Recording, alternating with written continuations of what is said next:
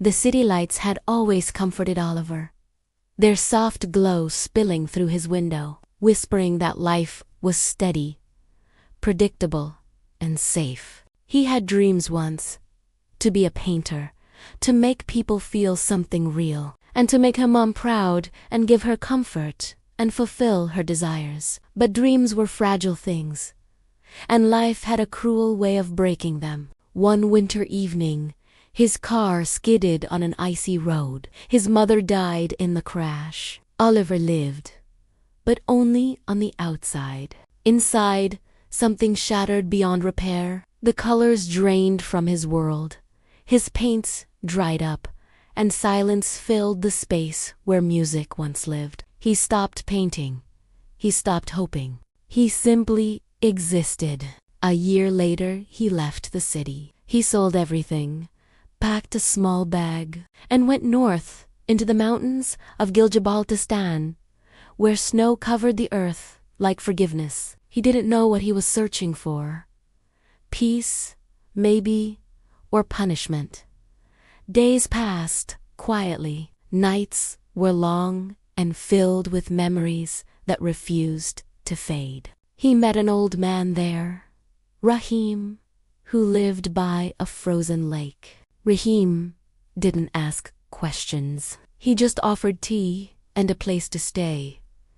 Sometimes they sat in silence for hours. One night, Rahim said softly, "Son, pain doesn't go away when you run from it. It only follows you, waiting to be faced."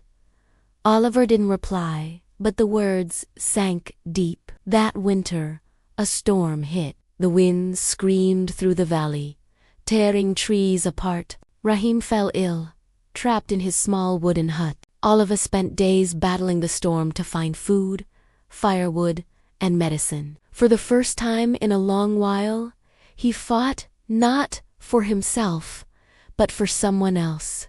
He failed to save Rahim. The old man died in his sleep, his hand still clutching Oliver's. When Oliver buried him beneath the snow, something inside him broke again. But this time, it wasn't despair. It was awakening. In the weeks that followed, he picked up his old sketchbook. His hands trembled, but he painted the mountains, the storms, and the silence that lived inside him. He painted grief, but also hope, the kind that survives even in the coldest hearts. People from nearby villages began to visit his small cabin, drawn by his art. His paintings spoke words he couldn't say, of loss, strength, and forgiveness. And slowly, the world began to listen. Years later, when Oliver's name became known far beyond the mountains, a journalist came to interview him. She asked, "What brought you here?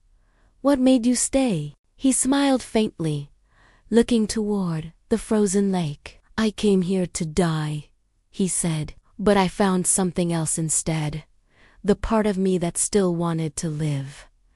When spring finally arrived and the snows began to melt, Oliver walked to the lake where Rahim was buried. The wind was gentle now. It no longer screamed. He whispered into the still air, "I hear you, old man. I hear the call." And for the first time in years, he smiled, not because the pain was gone, but because he had learned to carry it. Pain is not just suffering. It's a teacher. Every ending hides a new beginning. Pain is not punishment, it's awakening. Thanks for watching. Please like the video.